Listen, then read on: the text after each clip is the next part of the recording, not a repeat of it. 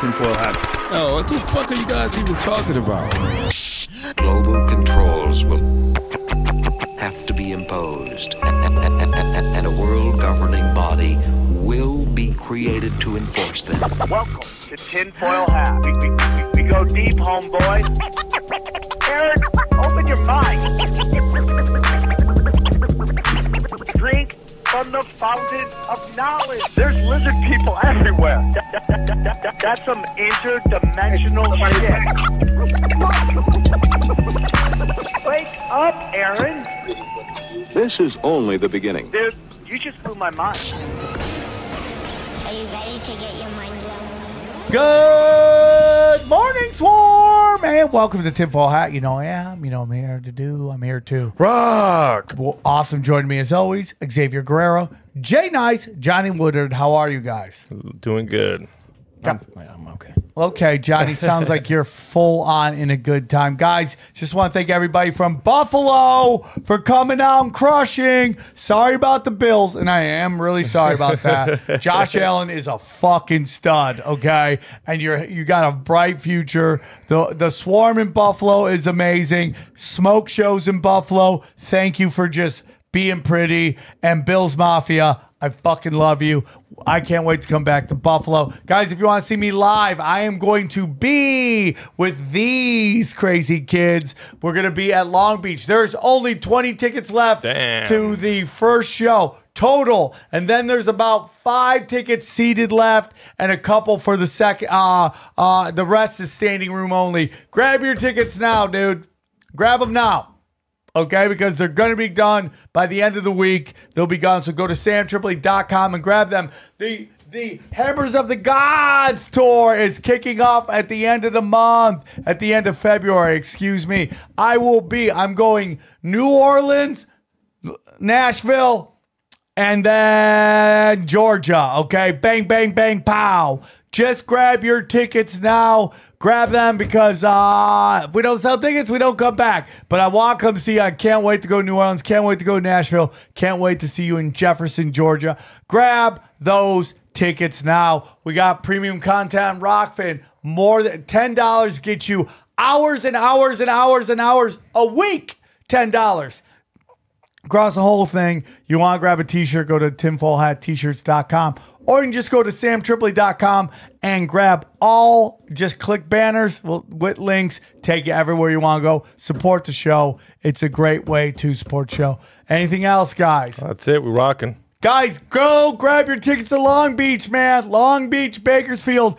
Everyone's going to be there. It's going to be a great show. We love you very much. Enjoy this great show with Deko, man. We're talking mental discipline and everything like that. Enjoy the show. Deep, homeboy. Aaron, open your mind. Drink from the All right, let's get into it, man. I'm very excited to do this podcast. You know, I know Zero is more of a spiritual podcast, but I think it's important to really focus on, like, how can you deal with the world as you learn more about it. Right, I think it's very important because you could have all the information in the world about all the whatever the power bottom lizard people are doing. Okay, we could do that, but like, what do you do with that information? How do you deal with that information? You know, and the common theme on this show is that we always look inside and deal with whatever's going on out there by what's going on in here. And I think this is a very important discussion because we don't get taught these stuff. So I'm very excited to have this next gentleman on. We've already had a fun conversation with him. So I'm excited for him to be here. Please welcome to the show, Deko. How are you, brother? How's it going, Sam? Deko, my man. Thank you for joining us. We appreciate you. I already like you. You got great energy. You got top shelf haircut. I mean... You're winning. You're winning. I wouldn't want to be going out trying to pick up chicks with you because you get them all. And I would get none. Deko, for those who may not be familiar with you, can you tell us a little bit about yourself and where our listeners can find you? Great. Well, my name's Deko Murder. Deko Murder is my artist name. If you want to find me, just go to deco.fm. It's up on this little board right here. Simple, just type it in. You can find my artist page. You can find my music. I run like a little radio station, so feel free to just submit your music to me and I'll play it, I'll listen to it, I'll review it. Basically just trying to create an underground community of artists through connections. I love that. I love that. I love that idea. I think people always complain about how bad music is. I think there's so much great music out there. You just got to find the right mediums to listen to it. So that's great. So you're an artist. You're creating an underground radio music movement. That's awesome. Where does your journey begin? Where does the story of Deko begin?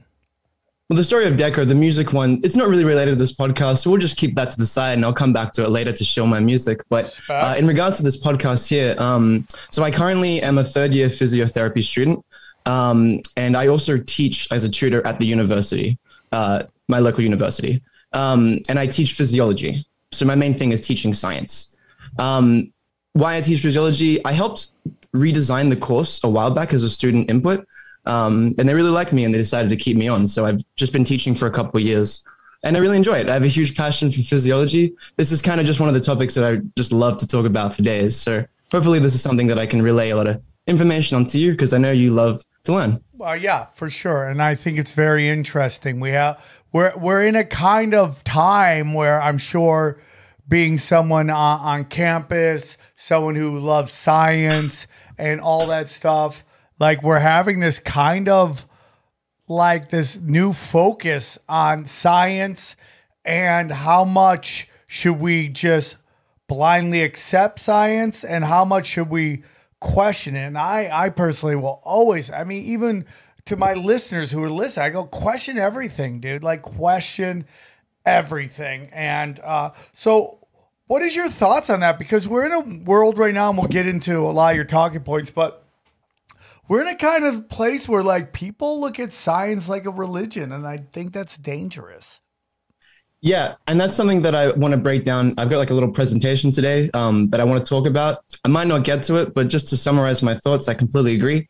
I think there's a problem when it comes to dogmatism where people think that if 90% of people believe in something, that's going to be automatically correct. But the problem is you get new information. You get that like new 10% of people that go, hey, a second, this isn't quite right. And then the problem is you have to slowly over time convert the 90% of other people. And that takes so long.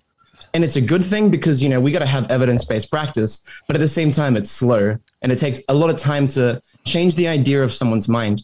A really good example is just archaeology, right? Like if you look at modern archaeology, there's no way the Egyptians built the pyramids, like no fucking way. But then, we still teach it in schools. Yeah. Like why? I think we also are at a place where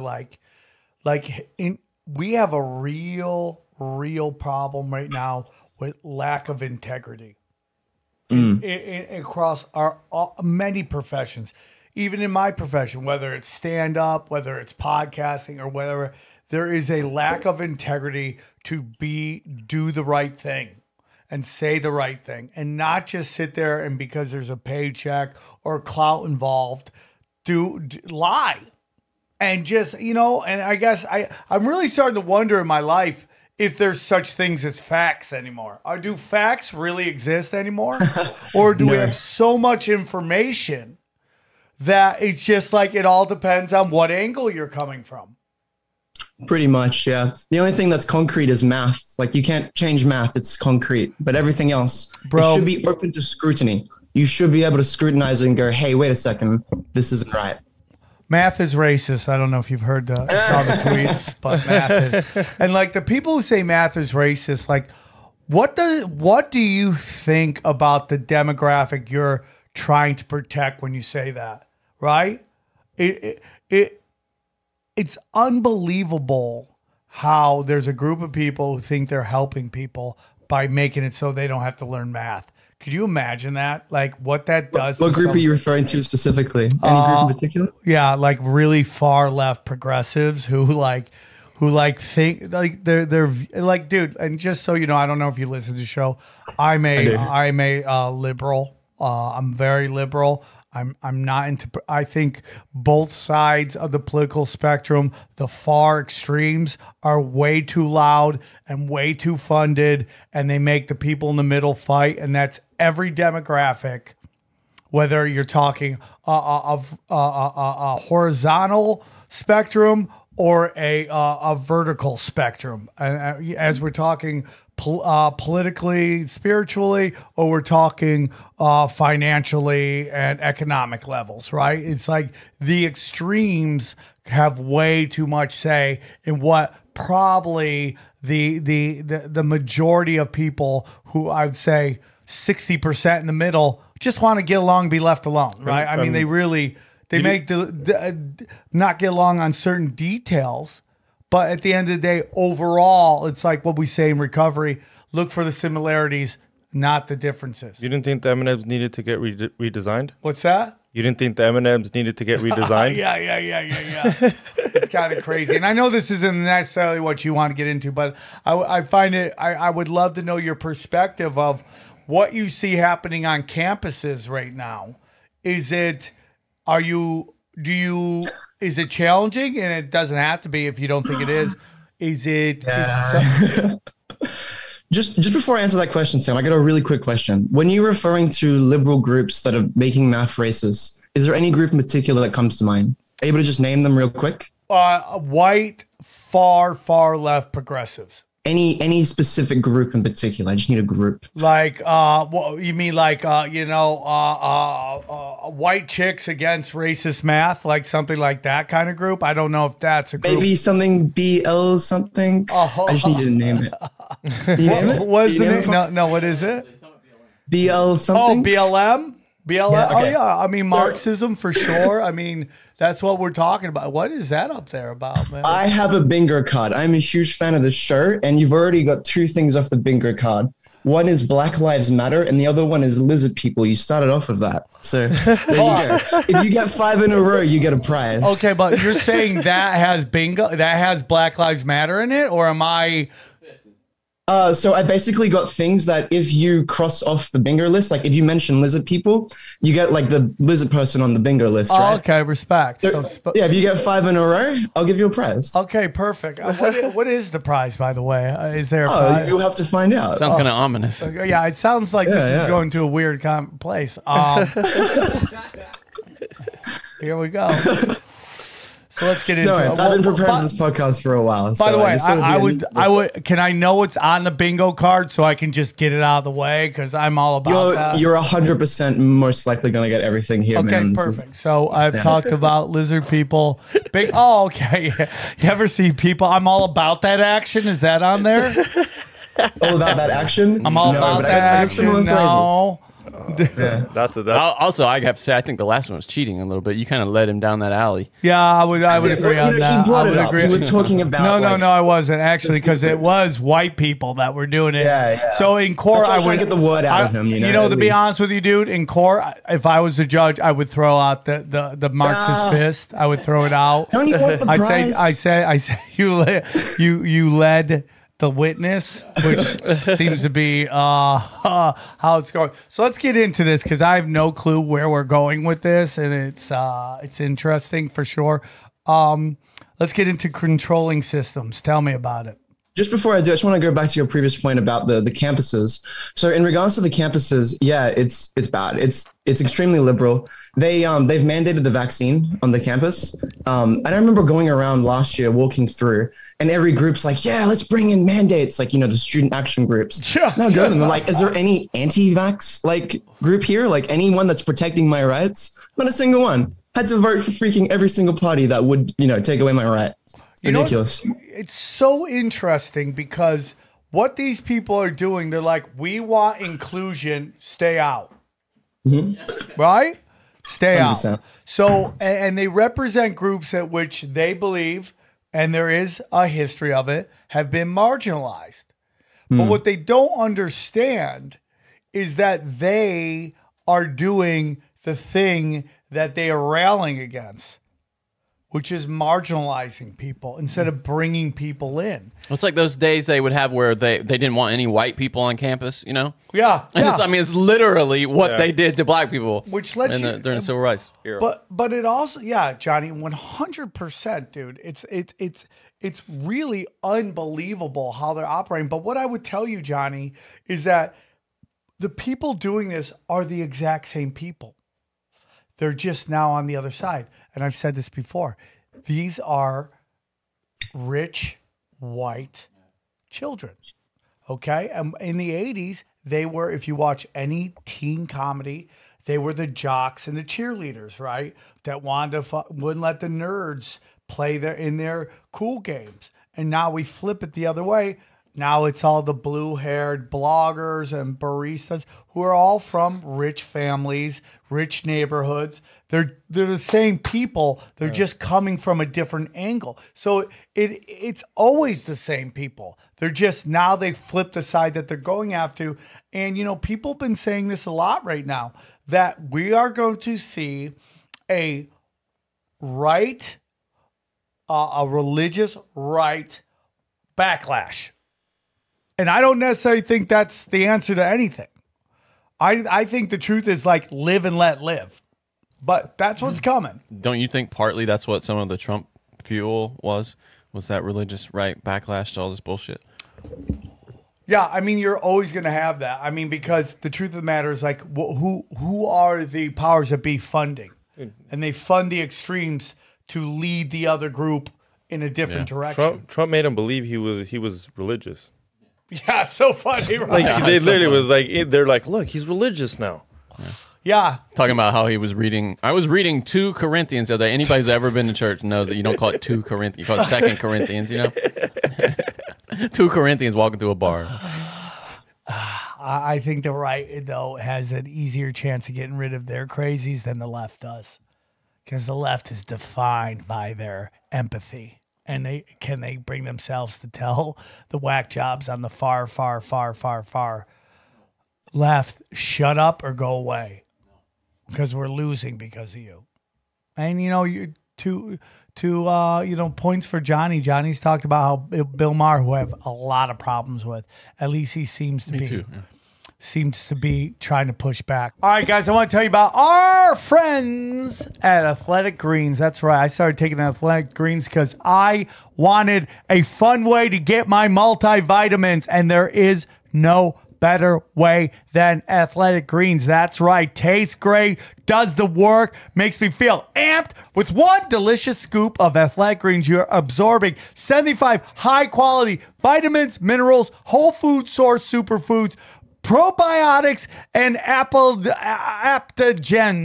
Okay, yeah. To help you start your day right, this special blend of ingredients supports your gut health, your nervous system, your immune system, your energy, your recovery, your focus, and aging. All things holla at your boy. Okay, I love to throw a little orange juice, some Athletic Greens, some fruit in there, and then bang!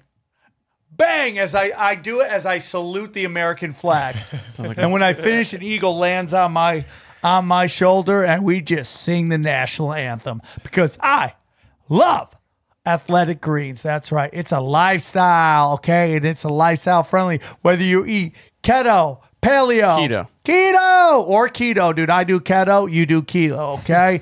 Paleo, vegan, dairy-free, or gluten-free, does not matter.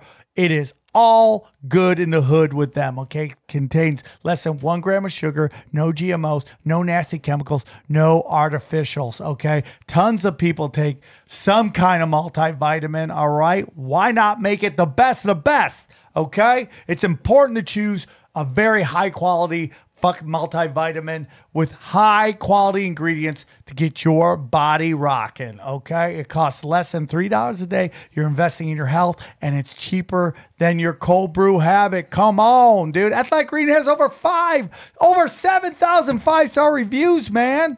You know you want it. Right now, it's time to claim your health and arm your immune system with convenient daily nutrition, especially heading into flu and cold season.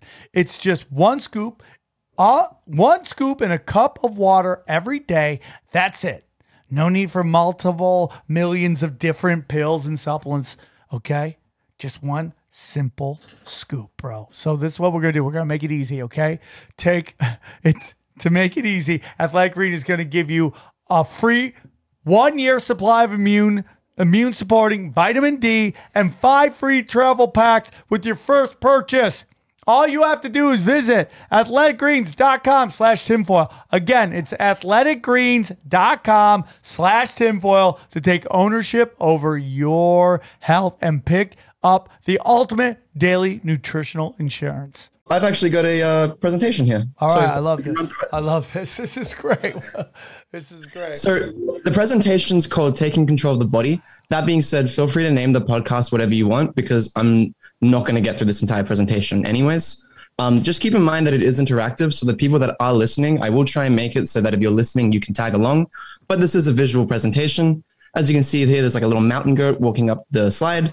Just want to say that I'm a Capricorn, so please forgive me. I went a little bit overboard. And by the way, as I'm watching that, I think that looks just like that one Price is Right game, right? Or that guy's like going up the mountain. Yeah, that was my favorite mine game. too, dude. I love that. That was game. my favorite game. Go on. So I love this, dude. Nonetheless, podcast outline. So we've got controlling systems. That's the first thing we're going to talk about. Well, I'll make sure that, we take it nice and slow. We break down every single point.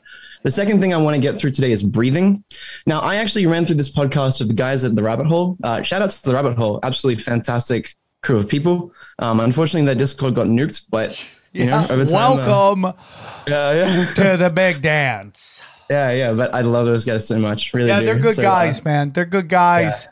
And again, like I really love when like people get together, start their own brand, start their own podcast. And this is a show that likes to help people. So if you guys want to check out great podcasts and just a group of guys, check out The Rabbit Hole. Yeah, you can find that on YouTube, Instagram, etc. Nonetheless, I went through this with some of the guys there, and in an hour and a half, I barely got through the second one. Like I only got halfway through. So I spent about 2 months on this entire presentation. When the vaccine mandates kicked in Australia, I just had a lot of free time. So if you ever want to continue them, I can, or if we go through quickly, we might be able to get through some more. Nonetheless, there's tapping into the body. Pain is an output. Keep in mind that these first 4 here are going to be very much scientific based. So while I will tell you like cool little intricate things about them and cool little facts, and a little bit of conspiracy, they're mostly going to be grounded in science. I want us to be a little bit more informative. But it's a really, really important sort of backbone for the last 2 subjects, which are Big Oof, the medical system, and what we don't know. So tapping more into, future things that we're finding out within the field in regards to physiotherapy, physiology, and just about the human body. So that's more like, that's far more conspiratorial sort of content. Yeah. Whereas in the first 4 systems, it's going to be a lot more scientific with, of course, my added input. Perfect. I'm in. I love this. Thank you for your presentation. No, my pleasure, man. My pleasure. He's definitely a teacher. Yeah, for sure. So, just a quick disclaimer before we continue. Just because there is going to be some conspiratorial facts in here, I have to make note as a teacher as well, and as someone who is soon going to be a registered physiotherapist, everything I mentioned throughout this presentation is of my own belief, should not be used in lieu of evidence-based practice. The content is not intended to be a substitute for any kind of professional advice, medical advice, diagnosis, or treatment. And just to really save my ass, basically everything I say is satire. So, I wonder if I should do that before. That's what I was about to say. I wonder if we should add it's like a preamble. We should have a little disclaimer. Yeah, just really fast. Great. Well, the first thing I want to start off with, what do you guys know about the central nervous system? Do you guys know anything about it? That I think I did a lot of drugs and I might have fried mine. Sometimes I think about that. Yeah, checks out. So the only thing you really need to know for this presentation today is the central nervous system consists of your brain and your spinal cord. It is essentially who you are. It is your body, right? And everything within your body stems from the spinal cord, whether it's movement, so moving around, or whether it's like even how organs interact with each other, that all the information goes from the brain throughout the spinal cord. So if I ever refer to the central nervous system, I'm basically just referring to the brain and the spinal cord. Make sense? Yes. Yeah, for sure. Great. So the first content here is going to be controlling systems, so as we mentioned before.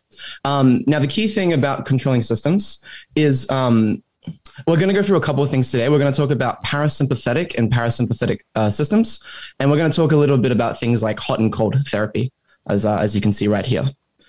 So before I do begin this segment here, I just want to quickly ask you guys as well, do you guys know much about the parasympathetic, sympathetic systems, or as you might know them, fight and flight or rest and digest? Do you guys know much about them? I know a little bit about fight and flight. A bit. Yep. I was a psychology major. I wouldn't. You were a psychology major too. You should know all this shit. Yeah, I do know a lot of it, and I live it, okay? I live it. Okay. As you know, I take Krav, so I always pick fight. Very nice. Very nice. Actually, wait, that's one on the finger card. Give me a second. Oh, shit, dude. Okay, what do we got? Krav Maga. Okay, there it is. Krav Maga. Oh, yeah, you almost got the snaps. answer It right went there. the other way. Damn. Yeah. Okay. So when it so your fight and flight and your parasympathetic systems are automatic sort of systems within the body. But my theory that I'm really going to propose today is that they're not so much automatic as you can control them. More so, you can only control one, and the other one's more automatic. And that's something that should make sense by the time we get through this entire system here. Okay. Now I've got a beating heart here. Should it be going? Yep, cool. So as you can see, there's a beating heart, and on the left here, you got the fight or flight. Okay. Now I'm going to start with the heart because I just want to show you that everything in the system is automatic within your body. You could say it's designed a very particular way.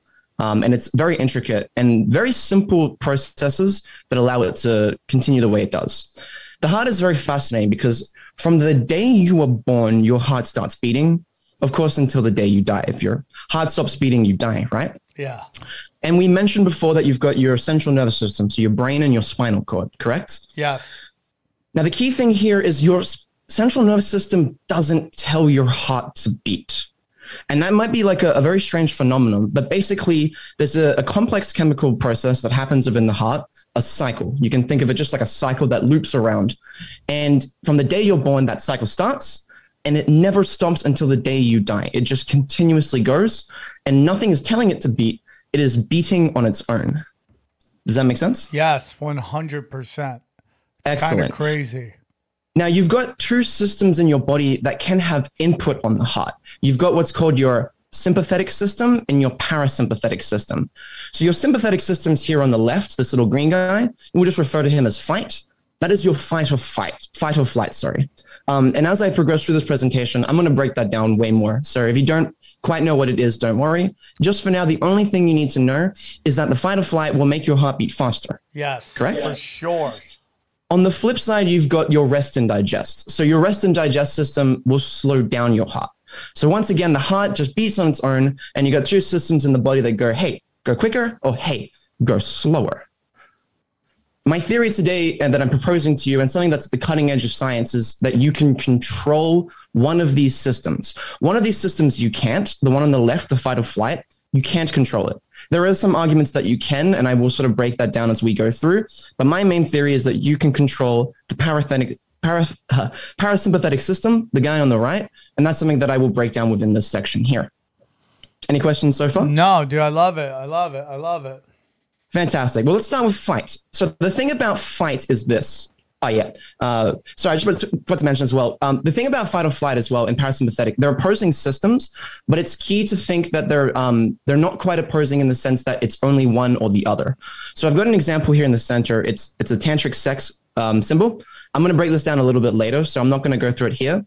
But the key thing to note is that you can actually activate both systems at the same time.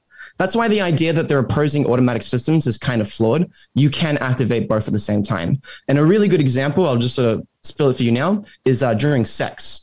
During sex, you need your parasympathetic system. So let me just grab my laser pointer. This guy here on the right, you need that guy right there in order to maintain a boner.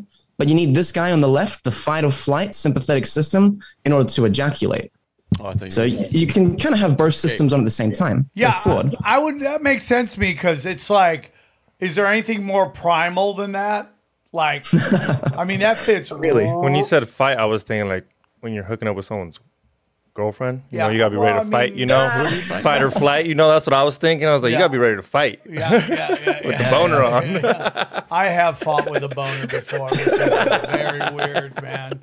But that fits into it, you know, and it just kind of like, if you even think about the whole way of like sex and, you know, sex for pleasure is like in human time. I think everyone's always enjoyed sex.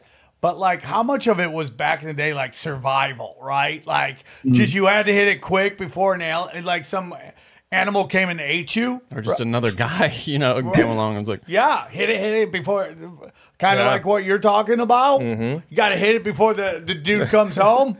And you got to get her pregnant. Yeah, I mean, like, yeah, for sure, dude, for sure. You got to keep repopulating. Yeah, keep the gene going. For sure. So this makes sense to me. Hey guys, I want to tell you about our friends at Lucy Nicotine. Look, we are all adults here, okay?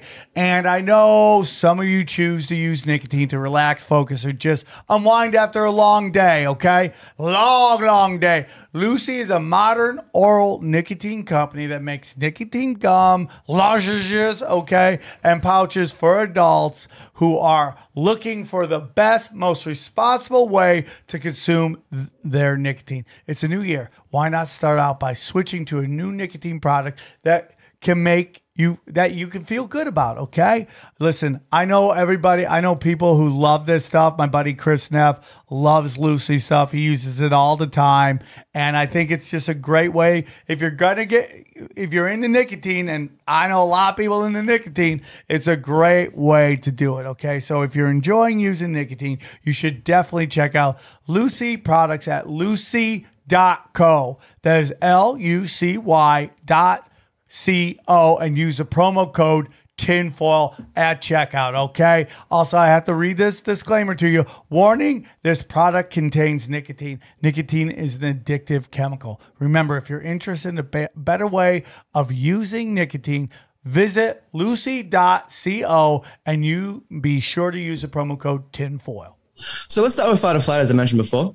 Now, the key thing about fight or flight is it's based on hormones, and you can't control it, in my opinion. So I've got like a little EpiPen here in the fight guy. You know, you've seen like Pulp Fiction. We pump in adrenaline, right? So adrenaline makes you go, right? Yeah. So you guys put under that. It's a very interesting sort of concept, right? Now, here's the interesting thing about adrenaline. So as I mentioned before, this is a system that you can't control. It's based on input. So if the lion walks into the room, suddenly you're going to have a fight or flight system. Now, here's the really, really interesting thing about adrenaline. Adrenaline is actually the neurotransmitter at the cleft of all the nerves in your sympathetic system. That might seem like a mouthful, but just think of it like this. You've got all the nerves that stem from the spinal cord, and they go towards your organs, correct?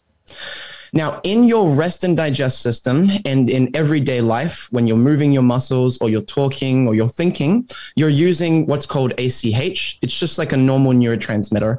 You don't need to remember it. But the key thing is specific to this system here, there's actual adrenaline at the nerve itself being released to tell the muscle or organ or whatever to go faster. Right? Yeah. So it's not just a hormone that gets circulated throughout the body. It's actually used at the neurological clefts within the organs themselves. So adrenaline is key to the system here. If you've got adrenaline running through your body, you're going to get a sympathetic response. Make sense? A sympathetic response, yes. Sympathetic response, yes. What is that response one more time? So I truly... So a sympathetic response is your fight or flight. Okay. Just as like a lion walks in the room here, nice big scary cat. As you can see, if you ever forget, sympathetic is just the fight or flight. Okay, perfect. And it's just as scientifically correct to relate it to fight or flight. Yeah. So you can just say fight or flight. Fight or flight. I'm all about it. Beautiful. All right. So if you see a threat, such as this beautiful little lizard here, in case you didn't know, that's my little avatar. So this little lizard, that's actually me. If you go Deko murder, that's my lizard. Yeah. Great. Let's talk about what happens when you get into fight or flight. So the first thing is you release adrenaline from the kidneys. So the adrenal glands in the kidneys, they're going to release adrenaline. Okay. And, you know, let's say your body sees a snake or whatever. The first thing it's going to do is release that adrenaline. The next thing it's going to do is it's going to make the eyes sort of dilated, so it allows more light to come in. Yeah. I accidentally made a mistake there on the slide, so sorry that it cut. The other thing it will do is it will cut the secretion in your mouth, so you'll just have less saliva. You actually have like a different type of saliva, but that's too complicated. We'll just move on. But obviously, as we mentioned before, the main thing it's going to do is make that heart pump faster. So we want to, get that adrenaline going. We want to run the fuck away from this lion, right? In the lungs, it's also going to make them wider so that you're allowing more air to come in. Yeah. Yeah. Yeah. Wow. The next thing it does too is it also cuts all the blood away from, not all the blood, but the majority of the blood away from your GI tract. So if you're eating, if you've got like, a rabbit or whatever inside your stomach and a lion pops in the room, why would you spend your blood and your energy trying to digest your food? Your body's just going to cut all those like veins and it's going to send all the blood to the skeletal muscle so that you can get the fuck out of there. Yeah, right? Dude, I totally get what you're saying right now. And it's almost like when you're cold, your body starts shutting down important things. So on this, like when you're in a fight or flight, your body starts to shut down unimportant things to survival and starts to expand things that are important. Exactly. And we'll talk a lot about cold therapy because I fucking love the cold. So we'll get right into that within this controlling system segment here today. And the last thing it does is it's also just going to cut like your urine and shit like that. And obviously, if you have fight or flight system, it's going to be really hard to maintain a boner because all that blood's going to be rushing throughout the rest of your body. So generally speaking, yeah, you can't have too much adrenaline when you're having sex. 100%. 100%. Yeah. My junk turtles up. My junk turtles up when it's go time, when it's fight time. When I'm on stage, it turtles up. When I think I'm about to fight, it turtles up. It just gets shink and it goes right in, and it's all in protection. And so I totally understand. Well, during sports, so it does too for protection. Yeah, it just turtle. Nobody's running around rock hard. Gives me a lot of respect for Mick Jagger because I've seen that dude. He's hanging some dong on stage most of the time. If you haven't noticed, in his tight shorts. Well, I think big respect to him. Yeah, totally big respect for him. But maybe he sees it different because I'm just going to war when I go on stage. You know, yeah, good point. He's got chicks looking at him. Yeah, I got chicks looking at me, bro. Okay, what am I, an asshole? Damn, XG. Damn, XG. God, you got crowds of chicks, Yeah, I get it. Nobody is like the energy is where for me it's just like I'm up there about to drop bombs on these unsuspecting fools. They have to, bombs not dongs. That'll be a t-shirt. So I totally understand what you're saying. Go on. Sorry. Yeah, great. And hopefully that's something that can help you out today if you're having trouble maintaining a boner. That's something that I can sort of teach you how to get out of this system here and get more into the other system. So the key thing about this system here is, once again, you can't control it. If you see a lion in the room, you can't control that initial adrenaline that's rushing through your body. Because the thing about that adrenaline is it's how do I say, it's innate. Like, you're born with it. If you see a lion, that's scary to you. There are certain fears that are a little bit different. This is something that the Rabbit Hole asked me when I did that podcast with them. So I'm going to detour in here because I think it's a really interesting sort of rabbit hole to go down. There are innate fears that a human is born with. If you see a lion in the room, big scary teeth, big eyes, that's going to be scary, right? Another fear that a lot of humans are born with, two that I can confirm. One is a fear of heights. Even though people can overcome that fear, everyone's born with a fear of heights to a certain extent. And the second one is a fear of drowning. Like, if you're underwater, if you're not breathing, that's fucking scary. Yeah, for sure. And that's something we'll go into the breathing section as well. How about darkness? A fear of I don't care how tough you are. If there's like a weird, like, dark alley or dark hallway or something, you get like, I don't care how tough you are. You're like, okay, dude, something might be. I'm a little nervous, right? It's the unknown, right? And that kind of comes from our primal thing with, like, why we tend to be afraid of the dark, because that's when animals would show up, right? When we in caveman days. By a jaguar or something. Yeah, something like that, right? I can't confirm darkness, but that seems plausible. That seems plausible. I'll take You have to have a situation where every single person has this fear. You know what I mean? Yeah. Like, that's the key thing. But I can see that being the case. Unless it's something that we've been psychologically conditioned through Hollywood to, like, to be afraid of the dark. And then you got people in the Amazon that are like, dude, it's chill. But, Yeah. Who knows? Yeah. But back to the point I was making before. So there are certain fears that we're born with, right? And then there are some that we're not. So I, for one, think snakes are adorable as fuck. But I can tell you at least 9 other people that hate snakes, right? But the thing about that is, when a person like that sees a snake, they will get that fight or flight response. Their heart will start beating. Their eyes will dilate. They'll be like, oh shit, it's a snake. I gotta get the fuck out of here. Or if you're smart, you'll stand still.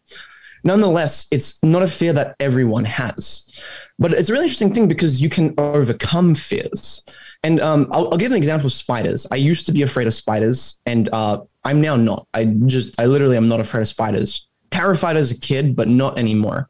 And the reason is because I kind of taught myself over time that one, spiders are more afraid of you than you are of them. Secondly, I don't know if you know this, but when I found this fact out, I was like, oh shit, okay. Spiders can only see like 10 centimeters in front of their face, if not like maybe like 3 or 4 centimeters. They are like blind as fuck. They can sense, they know where you are by their web. So if their web shivers or like vibrates, they'll like notice something's in the area. Or if like a fly lands on the web, boom, they're just gonna run straight to that. But motherfuckers, they can't see what they're eating for the most part. They're blind as shit.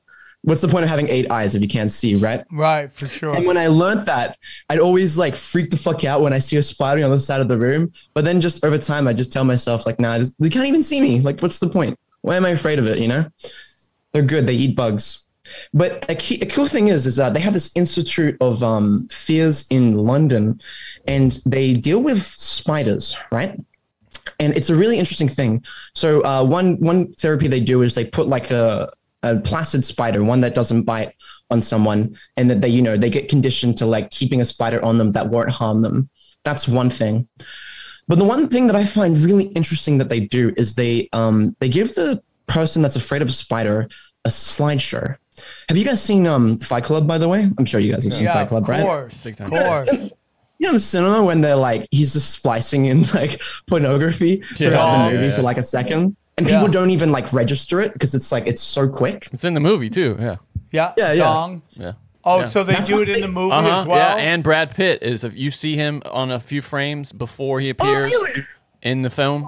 He's like just popped in a few times before he actually starts seeing him. Oh, yeah. Right. Like, yep. He flashes. Appears, Right. That's crazy. Nonetheless, what they'll do is they'll show a slideshow of like clouds, butterflies, rainbows, fluffy bears, whatever, cats, nice things to a person as they're watching it. And then they'll flash a picture of a spider so quick that the person doesn't realize they've seen it. In Fight Club, it's not that quick, but I mean, it's so quick that you literally don't realize it. The person doesn't know that they're seeing spiders. And then over the course of 10 minutes, what happens is they start giving so many pictures of spiders that it skips the consciousness of the human and goes straight to the subconsciousness. And because they're getting more used to that threat without the perceived thoughts around the spider, that they start becoming conditioned and less afraid. And it has really good results. So is this like exposure therapy, but without any of the negative consequences, like traumatizing the person? Yes. And this is something that I probably won't have time to go through today, but it's in the presentation. It's this concept that your mind only perceives things in the past. Your mind, like your actual consciousness, when you're thinking about something, you can never think about something directly in the present moment. Because the moment you start thinking about it, you're thinking about something in the past. And that's also something that happens with your visual cortex. So if you're seeing something right now, even just seeing it, you're seeing something technically with a slight delay. Because the raw footage is flipped upside down, it's blurry, and you've got a massive blind spot in the middle of both eyes. So your brain is constantly like using information from the past, and it's conceptualizing, and it's creating a visual field in front of you. And then on top of that, your consciousness is breaking down that visual field. So it's a really complex sort of theory, and something, as I said, I won't get through today, but it's this idea that your body and your mind, when you're looking at something, you're processing it in the past. And when you get the flash of the spider, you don't have time to process it, but you still visualized it.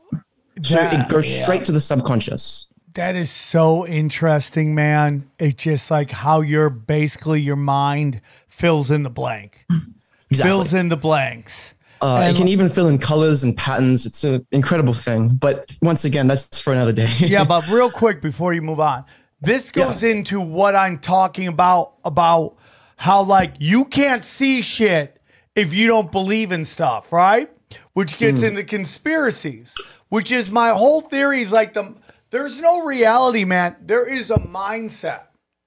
And a great example is, and this is not for you, dude, Deko, but you know, flat Earth, right? Let's take flat Earth. It's my belief that you will find what you believe in. So I could take the person who's the most anti-flat Earth human being in the world, right? And have him watch a trailer for a movie about flat Earth that proves flat Earth. When he watches that trailer, he will be looking for flat Earth. So he will see flat Earth. Do you understand what I'm saying? Like, because his mind is looking for flat Earth.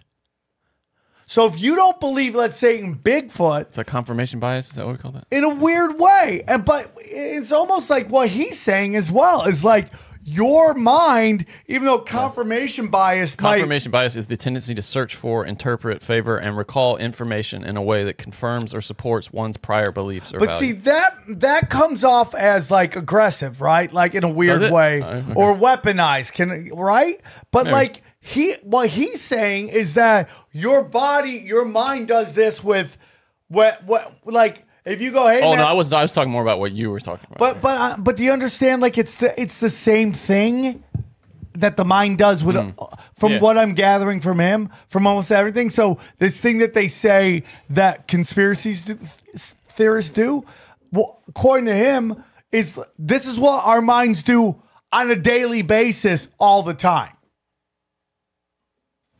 Yeah, I mean, well, even prejudice is a tool that the mind uses to organize things. Because if we were laboring over those things over and over again, it would take forever to just live your life, and you would be overwhelmed with conscious thought, which would drive you crazy. So, like, and then you can even, I'm sure I said this 1,000 times on the show before, but like, even when it comes to sexuality, right? If you see enough stuff when you're aroused, whatever it is, right? Right, like if you see Tonka trucks all the time, and you're aroused for some reason, there's a Tonka truck around. Like you collect Tonka trucks as you like antique Tonka trucks, and you see. I bet this wasn't on your bingo card. Yeah, it's Tonka trucks. Getting horny on bingo cards. Probably not. I was waiting for a silent moment. Here we go. But good luck on that, by the way. Is that you will become aroused by that because you now see it. You will be aroused by Tonka trucks. Like I had a therapist. I had a professor in college that was the #1 sex therapist in the country, and he's like, I can condition you to be turned on by whatever I want to condition you to be turned on by, which is like my whole theory is what Pornhub would do when it would make your suggestions on the side. It would just be bring you deeper into these fucking pornography rabbit holes. Is it kind of like when you buy a yellow card and then everyone has a yellow card? Like in a weird way where everything just sees. You see what you want to see. What you look for, you see. Yeah. Okay, so we're getting to what you're talking about right now. Your body is filling it in. Your mind is filling in the blanks. That's something that we will get through another day, though. So we'll stick to the controlling systems nonetheless. Okay. Moving on, anyways. So as I mentioned before, your fight or flight system is automatic. It's based on hormones. You see a threat, it happens. Some will argue that it's not automatic. You can control it, but I would disagree. I don't know if you guys know who Wim Hof is. Do you guys know who Wim Hof is? Yes. Yeah, beautiful. So the Wim Hof will say that you can sort of activate your sympathetic system. He will say you can activate your parasympathetic system too, which I believe, but he says you can activate your fight or flight. I disagree, but I do believe you can strengthen it in the way he does. So what he does is he takes deep breaths, like big deep breaths, right? And then he relaxes. But a key thing about the Wim Hof method is as soon as you relax, you perceive no threat, right? And then as soon as you relax, you relax. So it's like you're peaking up, you're kicking into your sympathetic system, sorry. You're starting to like go deep breaths. Your heart rate might go up a little bit. You're starting to switch on. But the moment that you stop breathing, you just drop back down. So it's kind of like revving your engine and like clearing your pipes. I'm not really great with car analogies, but that might be a good way of thinking of it. So you can kind of turn it on, but you're not really getting the adrenaline rushing through your body, and you're not going to like stop the blood going to your blood vessels, to your digestive system or anything. All you're doing is strengthening that system. So your ability to get in oxygen and to, allow the heart rate to go up a little bit. But it's, as soon as you relax, it's like taking the keys out of the ignition. Another way you can think of it is it's like, imagine you were going down the road and you just turn off the ignition, and then suddenly your car starts slowing down before it relaxes. On the flip side there, however, I suggest that you can activate the parasympathetic system, which is essentially, as opposed to letting that car just drift off, turning on the brakes. And that's something that we will sort of break down a lot more today with, once again, the parasympathetic system, the rest and digest. Does that make sense so far? Yeah. So what I believe that you're talking, if I could break it down into dumb talk, that I have a black belt in, and is kind of when like a boxer or an MMA fighter is in the ring, right? Mm-hmm. And this guy is across him. They are about to engage in combat. The guy who is more calm, cool, and collected probably is going to perform better than the guy who's freaking out, maybe like in your first fight, right? You're about to do your first fight. You freak the fuck out and you do this energy dump, and now you're too tired and you're getting hit hard and you're just freaking out. And the key is can you breathe? That's definitely part of it. I think that argument there will get more into the idea of a flow state. And that's something I can break down a little bit more, but it's probably better breaking it down a little bit later after the controlling systems. Okay, go on. If you want, we can come back to it. In that conversation. But because there is the thing about the flow state is you want a balance of both, because you don't want to be so relaxed that your body is digesting your food, right? But you don't want to be having so much adrenaline that you're making crappy errors and then you're stuck in your head. So there is like a bit of a balance between the two, but we'll get more to that later. Nonetheless, so your parasympathetic system is literally just the opposite of the sympathetic system. As light goes in, it allows more saliva in your saliva. Tells your heart rate to slow down. Oh, hello, can you hear me? We're all good. I think you maybe tweaked your microphone cable there or something. I did, yes. My bad. I should keep my foot off that. It makes the lungs relax so that they're not as wide.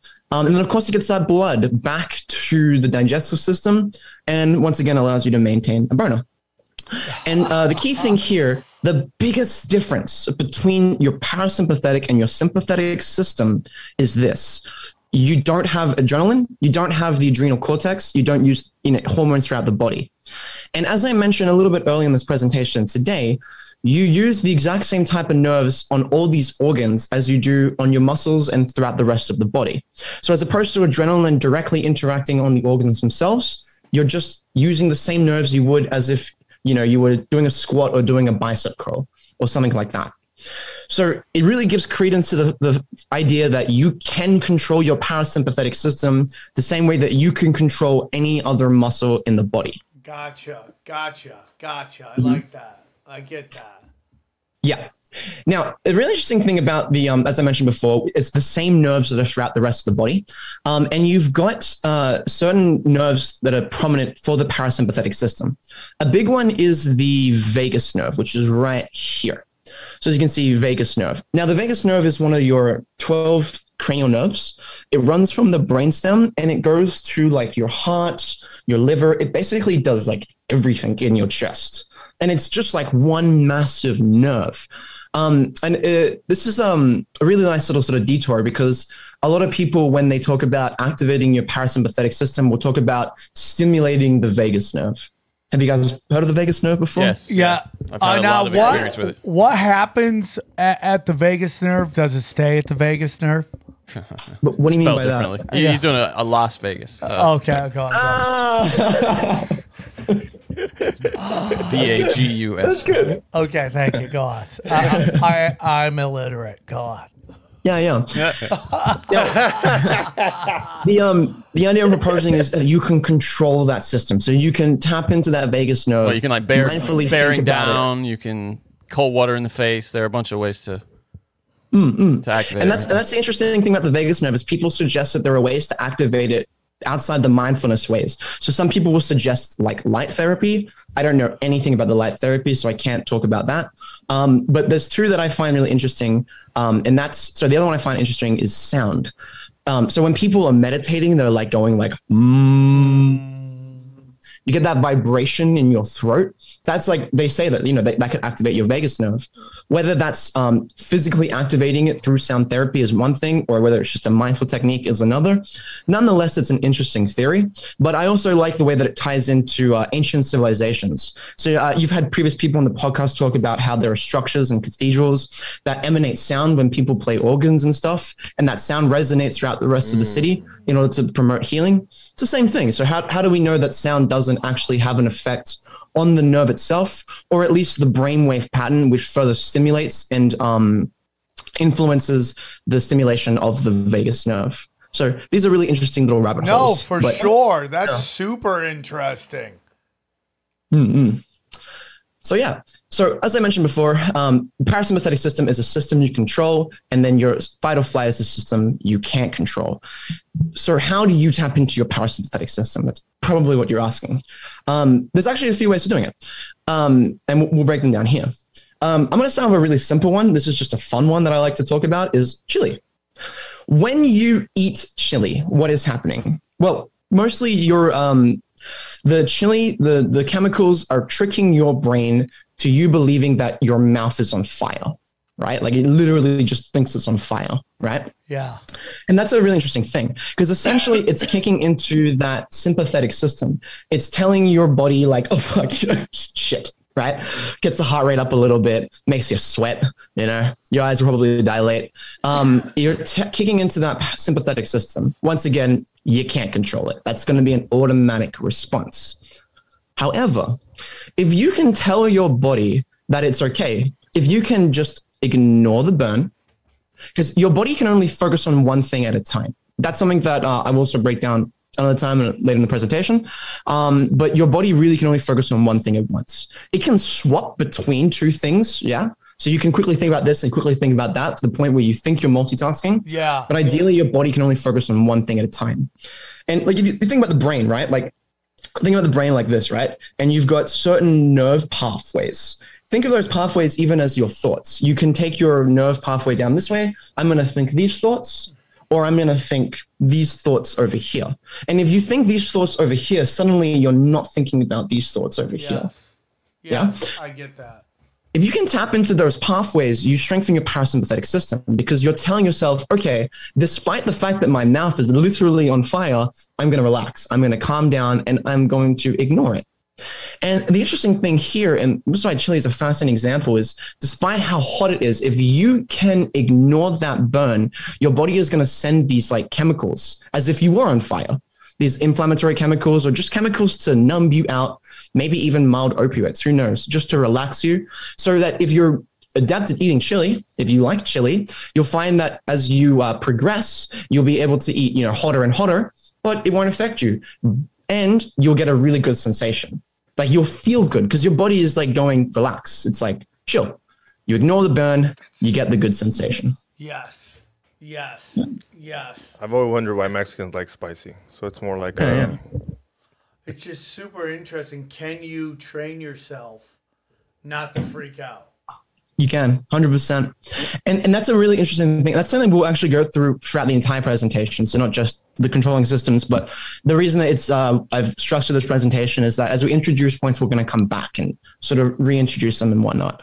But yeah, so with the key thing too is also like, there are certain people that can't handle chili, right? The key for them is to start small. Like, don't just eat the hottest chili in the world. You're going to have a fucking nightmare. No way you're going to have like a ability to just relax. But if you start with, and this isn't a joke, honestly, just start with pepper and just go, okay, that's fine. And then if you're white, maybe a little mayonnaise, who knows? But then as you start progressing and you start getting progressively like a little bit hotter, you can sort of just ignore it and go, oh, this ain't so bad. Move to the next step. And then you strengthen that system, you strengthen that pathway, and suddenly you're able to control that relaxation pathway, despite the fact that you've got hormones and chemicals telling you otherwise. Yeah, dude. I mean, I that makes sense to me. Train. This gets into something I've been really talking about is discipline. Like the discipline of going through the process, you know, of getting yourself where you could eat the ghost pepper and not even care. Well, think about that guy on Hot Ones. I mean, I'm sure when he started out, he's just a regular white guy. He's not, one of these cultures of hot stuff, and now he just chews on the hottest. He's like, this one has made children orphans. I mean, look at the guy across from him is almost dying every time, and he's just chomping down. It's crazy. Go on. Yeah, for sure. That's so interesting. And once again, the interesting thing too is if that guy wanted to, he could feel the burn and he could stop panicking. There are times, like I'm pretty adept at eating chilies, but there are times if my mind's not in the right place, suddenly like mild is starting to burn me. I'm like, oh, fuck, that's funny because he's done that. That's happened to him a few times. I've seen it where it like catches him, if he's, maybe like you said, not in the right state of mind, and he starts to melt down just like the guest. It's funny. Like early. I saw him do it like Gordon Ramsay or something like that. I don't know, but he started like choking and stuff. Interesting. Like what was his mindset before he went in? Yeah, that's curious. Yeah, I don't know. I mean, maybe it's the same thing with your fasting.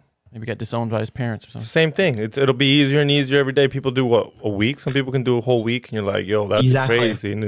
And I'm a huge proponent of fasting as well. Like I love it. And if I'm ever having a bad day in the morning, which is pretty rare, or if something's not quite right, I'll notice that suddenly I'm hungry, or it is what it is, right? Like even if I focus on it right now, if I focus on it, my stomach is empty.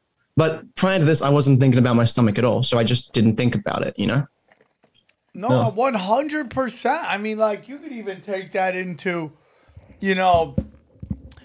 everything that the news just pushes on you to get you all upset. Oh, terrorism's everywhere. COVID's everywhere. Men and women aren't getting along. Racism, all this stuff. It's like, once you think about it, it manifests itself. That's why America's fat. I mean, look at all the commercials. I mean, dude, you stop eating, you're like, everything's about eating. You stop drinking, you notice how everything's about drinking. You stop eating, everything's about eating. It's unbelievable. COVID was on my bingo card, by the way. Oh, what? Naturally. Which one? COVID. You mentioned COVID. Fuck. Yeah, you mentioned it. Oh, shit. When did I say gay stuff? When you were talking about, like, LGBT people a while ago. Oh, shit. Yeah, I feel like that was Johnny mentioned, he was like, that's on the bingo card. And I was like, yeah, it was. Oh, damn, dude. Did I bingo yet? Damn. You're close. No. I want you to finish this bingo card. I want you to finish it. Come on. I gave you easy ones. They're hanging fruit. You're getting this big surprise. I don't even know what it is. I'm so nervous right now. Okay. Go on. Right. Go on with your presentation. Okay. So when we talk about chili, the next thing is sex. No images for this topic. I'm not going to fucking dial the marshal penis in or anything like that. Don't worry. But yeah, so sex is an interesting one because this is sort of notion of tantric sex. You guys know what tantric sex is at all? I do. Sting. These guys don't. Yes, I wouldn't know. Sting. Very best. Yeah. So the thing about tantric sex is to put it simply, it's just the idea of not coming, right? So not ejaculating. And it's based a lot in like Buddhist traditions. Monks will do it and stuff like that. Will refrain from ejaculation. And when it comes to spirituality and esotericism, it's the notion of retaining your sexual energy and stuff like that. But I'm gonna stick mostly just to scientific notions here. Don't want to go down a path of esotericism just because we've already got so much to cover. But nonetheless, when I don't come, I call it tantrums. Tantrum sex. Yeah, I'm like, I didn't come, dude. I'm pissed. Tantric sex is really fascinating because we talked about before how you've got your fight or flight, which is responsible for your ejaculation. And then you've got your parasympathetic, which is responsible for your boner, right? So ideally, theoretically, the idea is that if you don't let your body go through that fight or flight, if you can stay in that calm, relaxed, parasympathetic system, you can maintain your boner indefinitely without ejaculation. You'll notice that if you ever do ejaculate, even just from memory, that as you do, you start breathing a little bit faster, your heart rate starts going up a little bit, things get a little bit more intense. Right. But then as you, if you would know if you've had a good boner or whatever it is, that if you're relaxed, you can stay hard and you won't ejaculate. Like if you're relaxed, you won't. Keep in mind that the key thing here is I'm not saying go slow. I don't want you guys to thrust like 4 times a minute. You can go as fast as you want, but no matter how fast you're going, no matter how hard you're going, you're staying relaxed. You're not letting your hormones raise, because as you get better and more adept at these systems, you'll notice when you're getting into fight or flight. You'll notice that sensation of, oh man, my heart rate's going up. My breath is starting to increase and it's getting more shallow. Slow down the breath, slow down the whole body, slow down the system, enter that rest and digest system. That's something I'm going to teach you how to do in the breathing section, in the next section, how to actually tap into it. The basis of this whole section here is mindful. So just thinking, I'm going to relax, but you can also manipulate that via the breath. And that'll be so you're saying heavy breathing helps slow down the explosion. Slow, deep breathing. Anytime that I'm in the motion, I will focus on a rhythm of my breath, usually in for 5 or 6 seconds, out for 5 or 6 seconds. And if I can maintain that breathing rhythm, I'm usually there indefinitely. And if I ever lose that rhythm, usually it's just a lack of awareness. Maybe I'm thinking about what I'm doing a little bit too much and I notice my heart rate go up. That's where accidents can happen. So it's just about bringing it back to that rhythm, slow breath, staying calm, just tapping in the body, noticing if you're calm.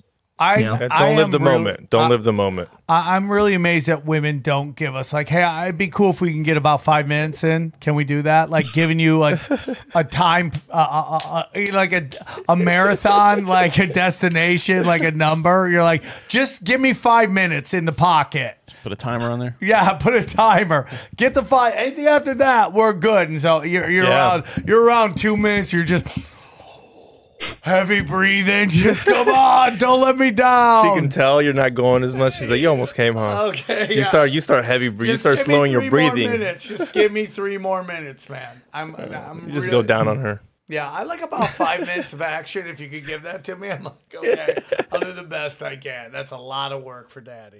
You mentioned before about how you like to go into total mode. That's something that you should try. Like if you're getting into that mode, just start slowing down your breath, try and relax the body, and then see what happens. That being said, there usually, from what I know, is if you have something external, like obviously the lion's in the room, that's not going to happen. Or if you've taken a bunch of drugs, it's highly unlikely you're going to be that adept at counteracting the adrenaline that comes with that. But in a natural state, slow breathing should be able to counter that. I love that, dude. That's what you guys got to do. You guys are, real quickies. Start breathing. Johnny, I'm looking at you. It's that simple, breathing. dude. You should look somewhere else. It's that simple. Just start breathing. That's it. Yeah, we're over here taking boner pills and you just got to breathe. Yeah, just start breathing harder.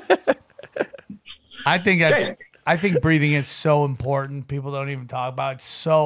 Breathing is important. Really, yeah, man. But like you stop doing it, talking about, you fuck. yes, I get that, dude. But like, we've got a lot more to go with breathing. I got a whole section on breathing, so don't worry, we'll break into that. I'm just gonna finish off the controlling system section with hot and cold. So I mentioned a little bit. I'd get into cold therapy. So cold and cold therapy specifically is probably ideally the best way to tap into your parasympathetic system. It's the best way. And that's why Wim Hof is a really big advocate of it. He goes like, tap into the body just by breathing and cold therapy, stuff like that. It's the best way. And I'll explain why. So we mentioned before that there's fight or flight, right? We've mentioned it plenty of times, right? There's also freeze. Now, freeze is kind of like an interesting midway point between fight or flight in the sense that it's automatic, but it's almost like a separate system. So it's not quite fight or flight and it's not quite rest. So it's still a state of panic. It's just like fight in that sense that it's automatic, but it doesn't have the same process. Fight or flight has adrenaline. I'm not certain if freeze has adrenaline. I think it might have something else that corresponds to it. But as far as I know, it's kind of just local processes. So like if your hand is like here, for instance, and the air is cold around it, it's not going to send adrenaline to the hand. It's just going to have the effect directly on the outside, locally at the tissue.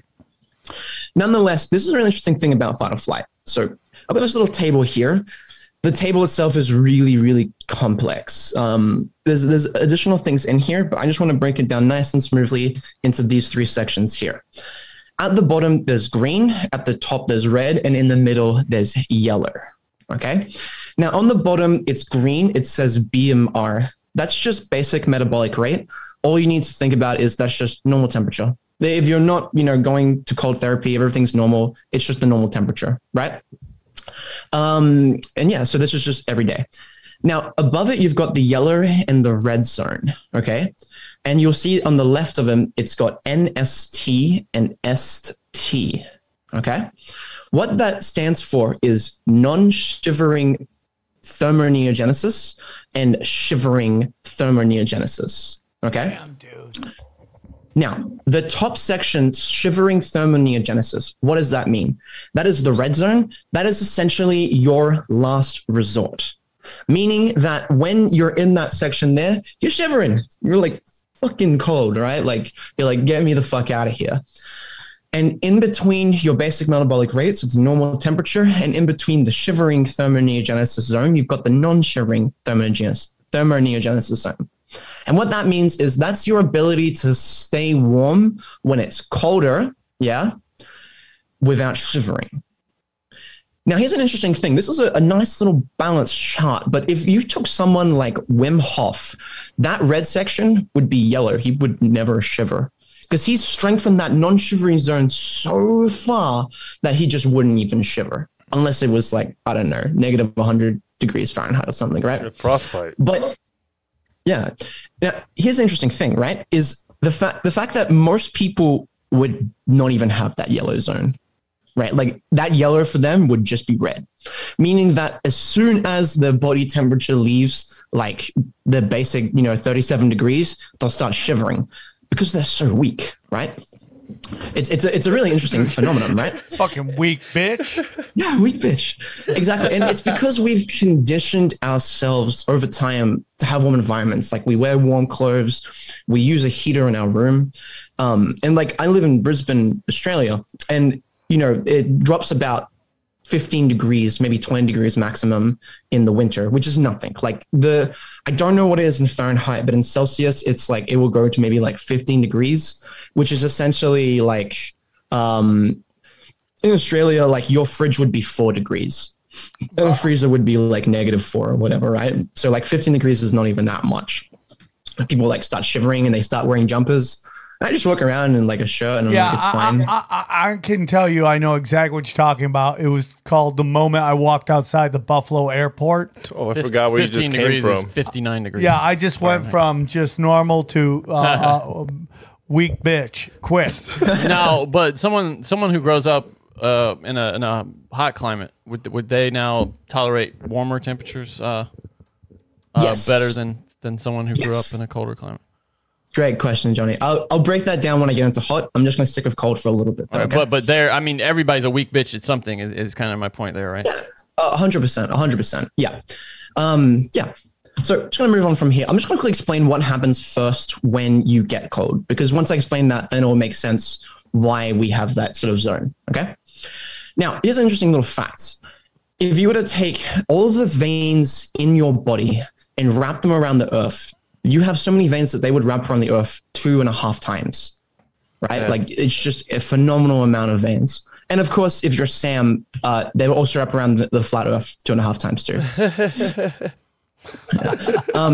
But yeah, if you want to know what my opinion is there, I believe in the science. I believe what the scientists tell us. And as Neil deGrasse Tyson says, it's pear-shaped. Nonetheless, we won't expand upon that any further. Cool. So moving on. When you get cold, right? What happens is all the superficial blood vessels start to constrict, okay? Which means they get narrower. And when I say superficial, I mean all the blood vessels at the surface of the skin. There's another little diagram here, as you can see here. The guy on the left, or they, them, or whatever, has all the blood vessels throughout the body. And then the guy on the right, you can see I put these little clamps on, and now suddenly the blood towards the superficial area is blue. Right? Which means there's just less blood there. Now, the key thing here, the reason we do that is this. your blood in your organs needs to be a certain degrees. It needs to be like 37, 38 degrees Celsius. Not sure what it is in Fahrenheit, sorry. But if your body deviates away from that temperature and that blood starts circulating through your organs, that's basically death, right? So your body has a system in order to protect the inner organs, which is essentially that freeze system right there. And as I mentioned before, what it does is it constricts all the superficial blood vessels in the body so that all the warm blood will stay around the center of the organs. And if you don't do it, as I mentioned before, you'll die. Does that make sense? Yes, 100%. Great. So as I mentioned before, this system is automatic. Your body does this in order to protect itself. So like, you know, when people are shivering, they're trying to keep the center warm. Now, when you expose yourself to cooler temperatures, these blood vessels start to constrict, as I mentioned before, automatically. The thing that's really interesting is a lot of people actually have quite a strong system already at a baseline. Humans are innately born with an amazing ability to resist the cold. It does need to be strengthened. So like, you know, not to say that everyone has the same baseline sort of experiences with cold, but nonetheless, everyone should be able to handle a cold shower for a few minutes. Like everyone should be able to handle it. How cold?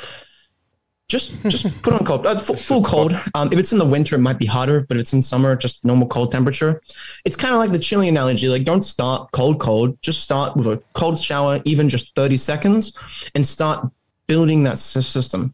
Because just like any other muscle in the body, you can strengthen those muscles around the thing, and it happens automatically. The key, however, is not to panic.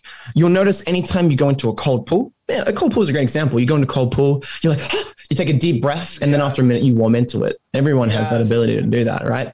But if you panic and you shiver and you get out, you're going to be fucking cold, right? So the key thing is to relax. And if you can tell yourself to relax despite the fact that your body is in a stressful environment, once again, not quite adrenaline, not quite fight or flight, but that freeze environment, your body is stressing, your body wants to shiver. It's going to go, oh, let's shiver. Let's try and get as warm as possible. And you ignore that. You go, I'm not going to shiver.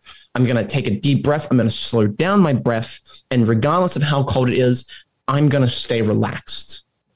It's an excellent way to tap into those neurological pathways to enact the parasympathetic rest and digest system. Does that make sense? 100%, dude. Oh, fantastic. I got a 100% on my bingo card. Give me a sec. There we go. I was waiting for it. There's a 100% in there. Give me a... So it doesn't look... I need one more by the gay flag. Oh, wait, let's take a look. I need by the gay you need flag. 2 more. The center's free, so you get a free one in the center. We need 2 more on the right. I just need one more. You'll do well. So what I believe you're also talking about is like there's a conditioning that goes on, but there's also like in a weird way, because I just had a discussion on Zero with Rob Emerson, who's on the Ultimate Fighter. Zero's on my banger card too. It's on there. Give me a sec. Come on, give it to me, dude. Give it to me. I bet. There we go. You really want that gift now? Oh man, we gotta go really high. I didn't know. Oh, by the way, if you get multiple rows, multiple gifts. So it's not just one row. It's multiple. Dude, I don't even know what I'm doing here. I'm all about that action, dog. You know what I'm saying? I'm just trying to say things. But he was talking about how, you know, like if you go into a fight and you master, you know, stillness, it changes your DNA. In a weird way. You're not the same person that was before that moment. And I wonder if this is a lot to do with that as well. It's like this training goes on. It's like, okay, if I'm training this stuff, is this a mental thing that I have a mental blueprint or program in mind? Or yes. Is this I didn't get to get the second part. Maybe it's the second part too. Okay. Or am I just a different person now and this is in my DNA? I can't comment on the second one, definitely the first one. And it's not just strengthening of the mindset and the way that you think, but it's also strengthening a physiological system. So again, we talk about systems here. It's this idea of training the system to get stronger. And then with that, training the mentality to go along with it. And over time, as you get better, like as you start doing ice baths and stuff like that, you'll find that, you know, as I said, when you first get the ice bath, the first thing you do is panic. You're like, your eyes will dilate. It suddenly, time goes by so quick when you first start doing ice baths. You're in there for about 4 minutes. The first 3 minutes feels about 30 seconds, and the last minute feels about 10 minutes, right? Because you're just panicking and you're trying to relax. And in the moment you relax, you're like, oh fuck, I've got to be in here for another minute, and this sucks. That's right? Super interesting. Yeah, but it's strengthening that mindset. Yeah. So it's a really good way to tap into controlling systems. And then as you develop each of these systems you talked about, I brought up chilies, I brought up tantric sex, and obviously cold therapy. There's other things, and we'll probably get through them as we move forward, like exercise and stuff. But as you get better at relaxing the body, you strengthen your ability to tap into that parasympathetic system. That's the key thing. Yeah, that's super interesting, man. I love that. I love all this, man. It's all discipline. Discipline. That's it. Discipline. Everything. It's like the Hermetic principles. Everything is mental. 100%. So the next thing I want to talk about here is heat, just as Johnny mentioned before. I don't want to go too much down this hole here just because I'll be coming back to it. Pardon me. Later in the presentation. I just want to just explain the difference between the two. So the biggest difference is instead of constricting the blood vessels, it dilates them. So it opens them up so that more blood flows to the surface of your skin, which allows all that heat to leave the body. So because the outside environment's hotter, so the heat will sort of dissipate from it, and it'll cool you. So usually like you'll sweat, and then that sweat will evaporate and cool your skin. So it's basically like the opposite system. And once again, it is automatic. Johnny asked before, is this system like also strengthening people that can resist the hot? Yeah, 100%. And I'd even argue to agree to a certain extent, burns and stuff like that. You can resist burns or even temperature. Though that's something that I would once again talk about later in the presentation. But I just wanted to sort of clarify the difference there between heat and cold. So cold is constricting the blood vessels, whereas hot is dilating them, so allowing more blood to go to the surface. It is worth strengthening this system here a little bit.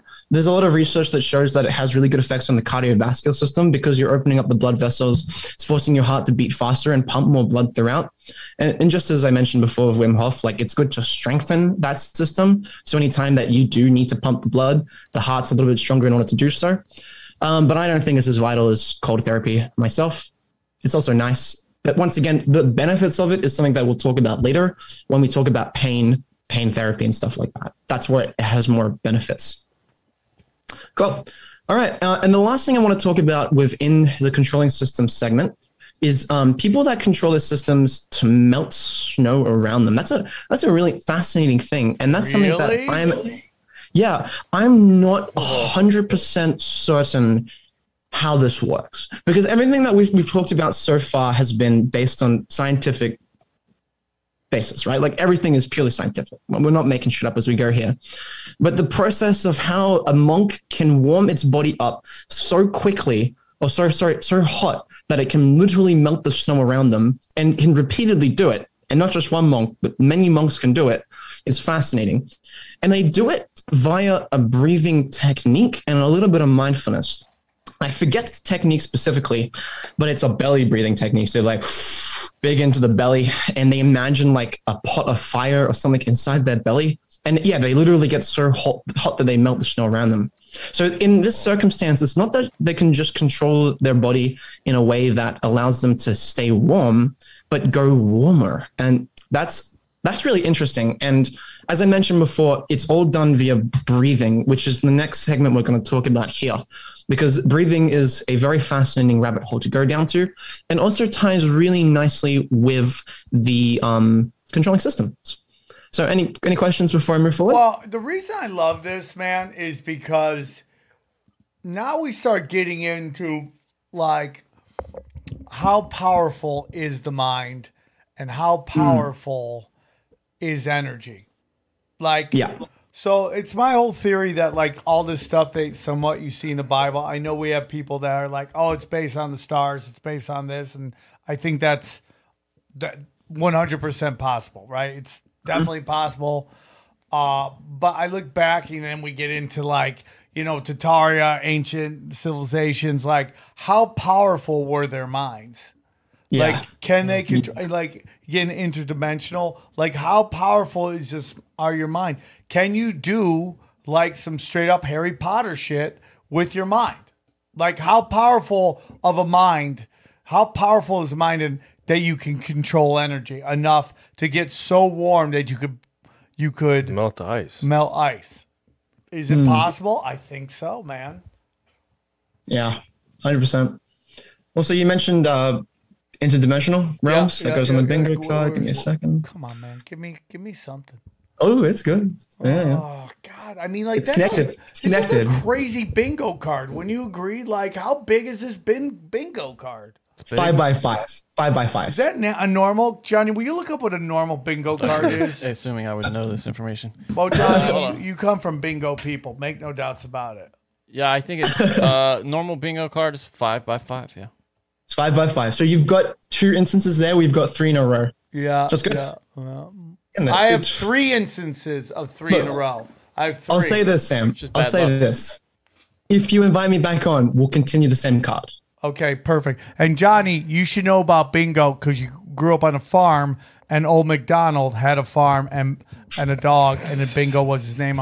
So it all. Listen, dude, I'm working on levels you don't even understand. Okay, it's 3D chess right there. That's more like some schizophrenic more shit. Like is what 5D it's like. chess. Okay, some shit. Somebody's mumbling themselves in the street out front.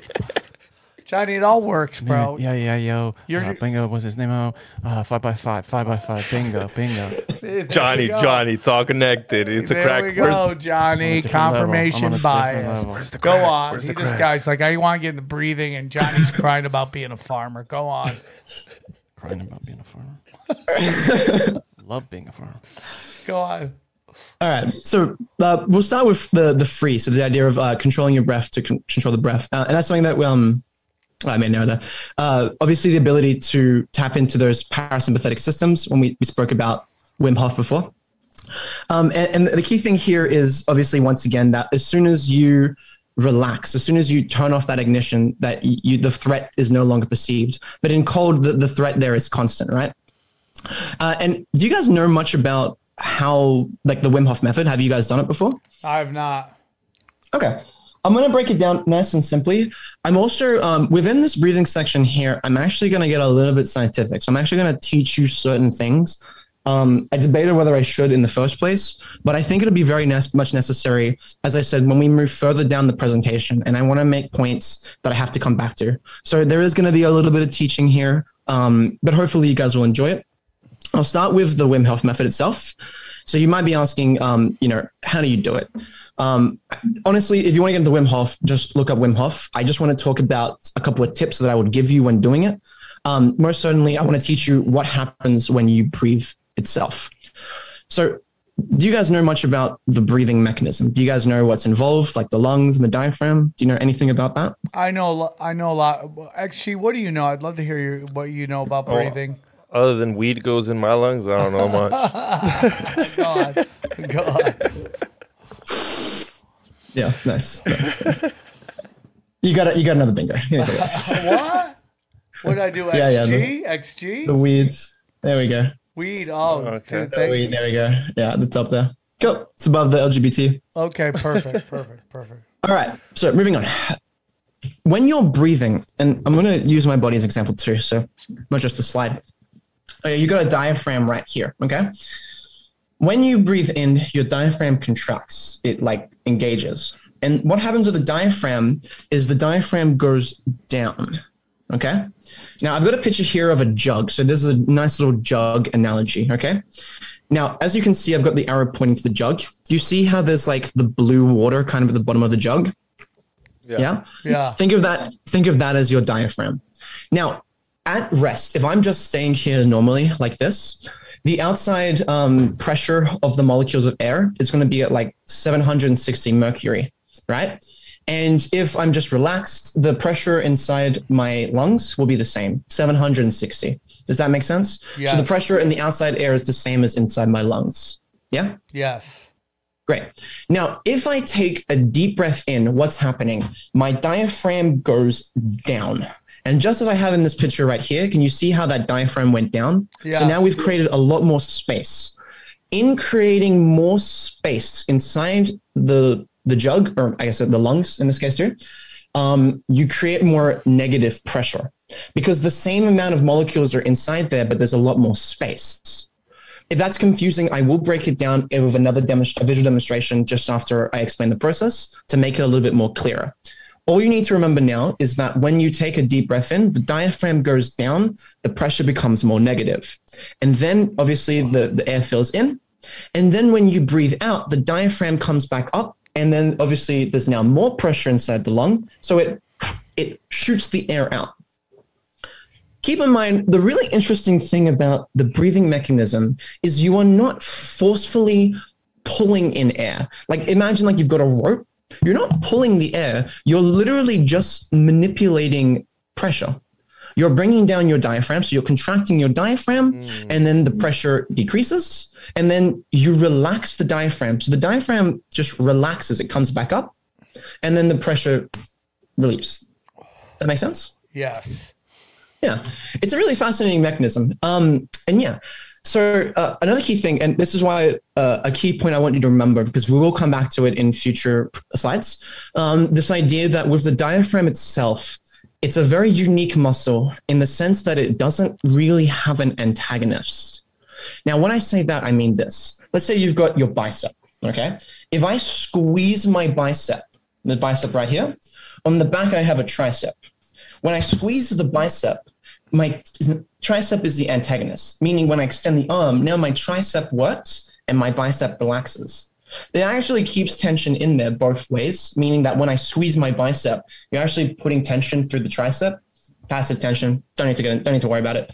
But just know that it goes both ways. So as you squeeze one muscle, it engages the other. Your diaphragm doesn't have that. Your diaphragm literally just engages. You squeeze it, it goes down. And then when you breathe out, all it does is relax and go back up. You don't squeeze it back up, meaning you can take a deep breath in forcefully and then just relax. You're saying there's no yin and yang. For the diaphragm, that's a really key thing when it comes to Wim Hof. You kicked your cord out again.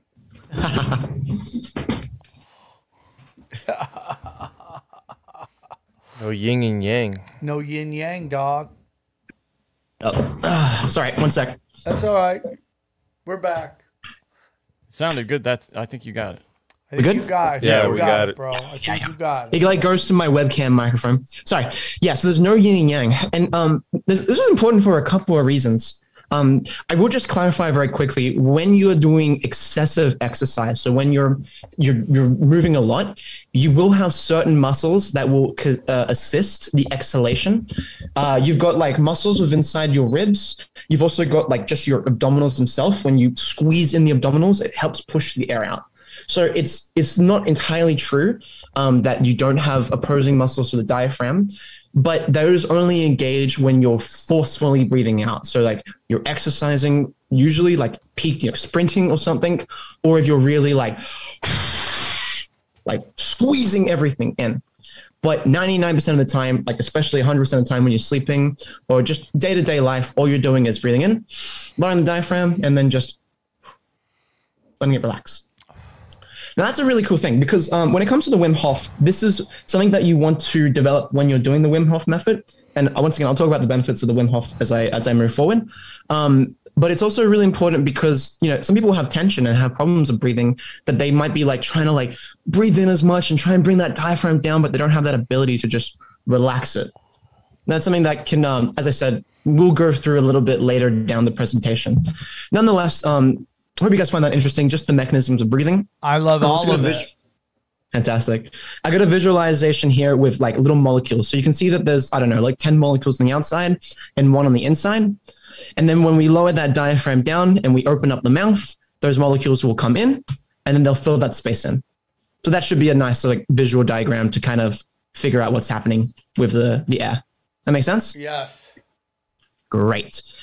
Now, as I mentioned before, the key thing about Wim Hof is the idea is here is you're trying to take 30 deep breaths in. Okay. Now, with that, the whole point is you're not trying to breathe out. You're just literally strengthening this diaphragm. So the diaphragm goes, whoa, 1 second. I actually went to the very end of my presentation. I'm all about Bitcoin. Yeah. Not right now. Oh, Bitcoin is not on the bingo? It is on the bingo list. That's why I just spoiled it. All right, I'll give you a free one. Give me a free Bitcoin? Dude, I'll play this game all day. At the price right now? Bitcoin's not the prize there, but there you go. You're an extra one on the list. Yeah. Oh, my God. I didn't know if that would ever come up anyways, so there you go. You have a free one. Is that a lizard person right there? The weird white face? Is that a white face lizard person? Yeah, it's like a lizard person with a white mask on. Oh, okay. I've been really lazy with this presentation, but I can skip ahead to different slides, and this was supposed to be my lizard person slide. It's got slide. Like the NPC meme, and then Can you see it? I love it. Did I say NPC? Oh, wait up. As you can see here, yeah, this is a slide. So it's got like me on the right, it's got the NPC on the left, and then the lizards at the party. Yeah. I've actually got different slides for each one. So there's some that have like unique animations. So like cool. Nonetheless, I'm gonna just jump back to it because I'm gonna follow. You better not be giving us NFTs, by the way. That's all I'm gonna say. Why? If the gift is an NFT. Why can't I get an NFT? I'll take one. I want an NFT and I want it now. Okay, so talking about the Wim Hof once again. So when you're doing the Wim Hof method, this is where some people can get messed up. Is when you're doing it, you're trying to strengthen the strength of the diaphragm pulling down. You're trying to get in as much air as you can all in at once, and then quickly relaxing the diaphragm to come back up. But you want to be able to relax that tension so that you can give the diaphragm a rest in order to come back just as strong the next time. Because if you forcefully breathe it out, that diaphragm might still have tension. So when you're doing the Wim Hof, what you do is this. You go 30 deep breaths in, relax.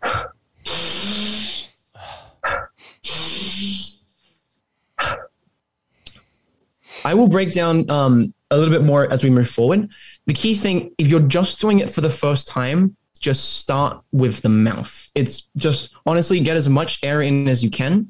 Because the benefit is we're trying to create space in the lungs and also strengthen the diaphragm in order to pull down. The goal is not so much to get more oxygen. It is, but I'll break that down just a little bit more in a second. But the goal, once again, as much air in your lungs as possible. And then as we mentioned with the in the first controlling system section, it's not so much that we're turning on our fight or flight system. We're not turning on our hormones. No one can actually make their heartbeat faster. We can make our heartbeat slower, but we can't just go, I'm going to make my heartbeat beat 200 times a minute. I know that there are certain monks that can with certain breathing patterns. And once again, everything I'm trying to teach you here is at least based in scientific theory. Until we can understand how they tap into those their systems, whether it's through manipulating threats, they're thinking there's a threat. I don't know. I can tell you that you can control the parasympathetic. And get rock hard. Oh, dude, if I start thinking about death and spiraling, I can get my heart rate right on up there. Yeah, I think you can do that for sure. There you go. For sure. But in a way, you can't get into that system without thinking that. Oh, for sure. You can't, you know what I mean? Yeah. So you can't just go like, I'm going to make my heart beat faster. But you can go, I'm going to make it beat slower. Now, as I mentioned here, just start with the mouth. Because honestly, the goal, once again, just to get as much air in as you can. However, and this is something that I really want to drive home today with breathing, is absolutely vital that everyone breathes through their nose. Nose breathing is one of the most important things that you can do to your body. And I'll tell you why. So number one, it filters the air, right? It, any dust particles or anything like that in it, which might not seem like a big deal, but hey, if you're trying to transfer oxygen through in the lungs and there's a bit of dust in there, it's not going to transfer as well, right? It cleans the air for you.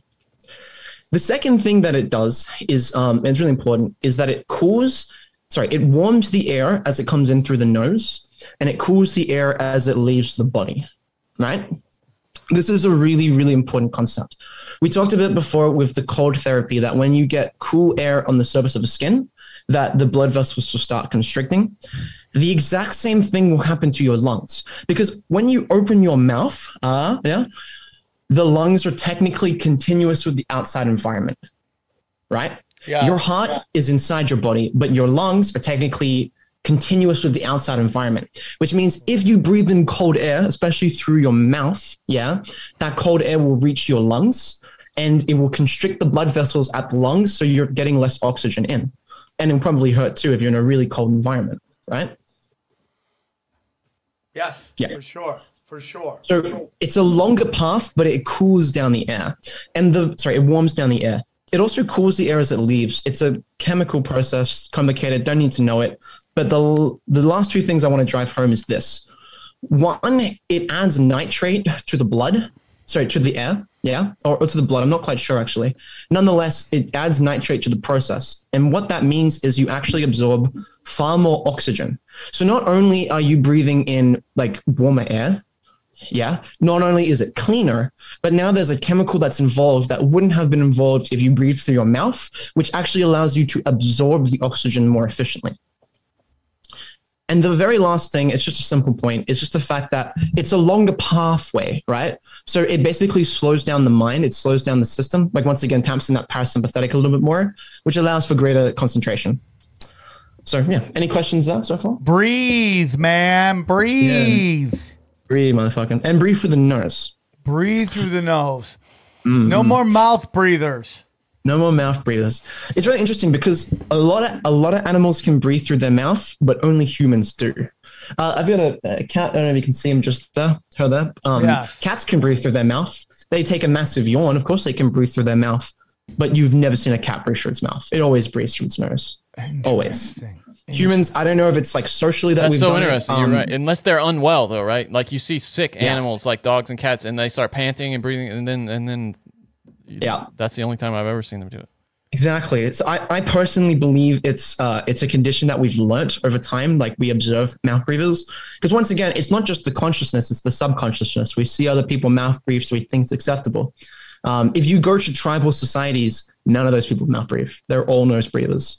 It's a fascinating phenomenon. It's a thing that's like really specific to the Western civilization for the most part, and Eastern to a certain extent.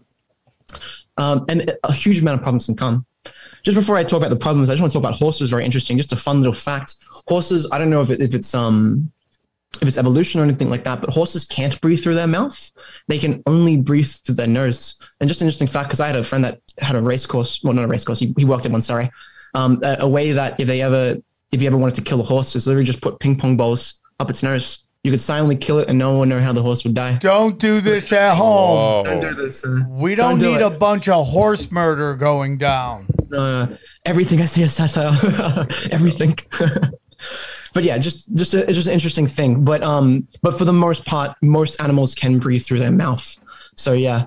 But I only bring up the horse because I like to use this example of sort of marathon animals that sprint. Take a look at a lion running in the jungle or whatever. You will never see it breathe through its mouth. No matter how fast it's going, it's breathing through its nose. And the horse is obviously the exception, just literally because it can't, but it's always breathing through its nose. But the last point I want to bring up is actually Usain Bolt. I'm not going to show its video here. Everything that I'm showing today actually is free use, and it's either like my design or free use. I don't want to use anything that I can't use.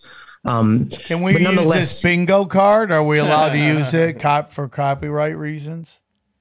The bingo card. I made the bingo card. Yeah, it was a bad joke. Oh, just like bingo? Yeah, okay. Yeah, we got to pay Johnny's farm the bingo money. Johnny gets bingo money. Nonetheless, I can't show you here, but if you take a look at Usain Bolt, fastest man in the world, when he sprints, especially in slow motion, that guy breathes through his nose. And I can tell you the people in last breath, they're a little bit of a mouth breather. But no matter how fast he's going, he's able to keep that breath through his nose. It's impeccable. That's the only time that I've been told to breathe through my nose, like specifically where they're like, stop breathing through your mouth, was during sports. Yeah. Other than that, no one, I'm a nose breather, but my dad never told me like, hey, that's not good for you or the pollution. Breathe through your nose. Yeah. Breathe through your nose. Yes, I agree. I used to be a mouth breather, and it's one of those things where you have to kind of like teach yourself over time. A really good way was just putting a little tape in my mouth just to keep me from going from my nose. And interesting because like we talked about the Wim Hof method before. As I said, if you're starting, just start with the mouth. Unless you're already adept at breathing through the nose. The reason is you're not going to get as much air in, and that takes a while to develop itself. I did the Wim Hof maybe for about a year before I started like training it with my nose. it took me about 6 months to properly actually do the Wim Hof from my nose. Because I get like a nose collapse, like collapses and stuff like that. But for the most part, yeah, if you start Wim Hof, just go for the mouth. But any other time of the day, go for the nose. Like always breathe through your nose unless you're doing the Wim Hof. For sure. Yeah.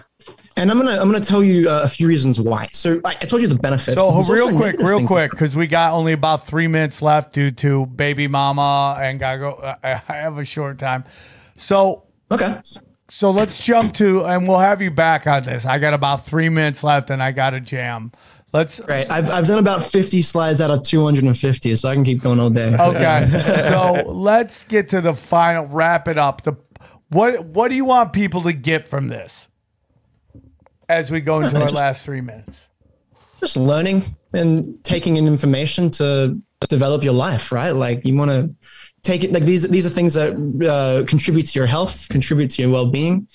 And yeah, for me personally, I just like teaching people, man. Like it's my thing, and I hope that people learn it and incorporate it into their lives. Well, I think it's a lot more than that, and I think you're just trying to be a little bit humble. But I think that the biggest thing to get from this is that, like, again, the Hermetic principle, everything is mental, and if you use discipline to control the inside of your body, you'll control the outside of your body. And that to me is so important.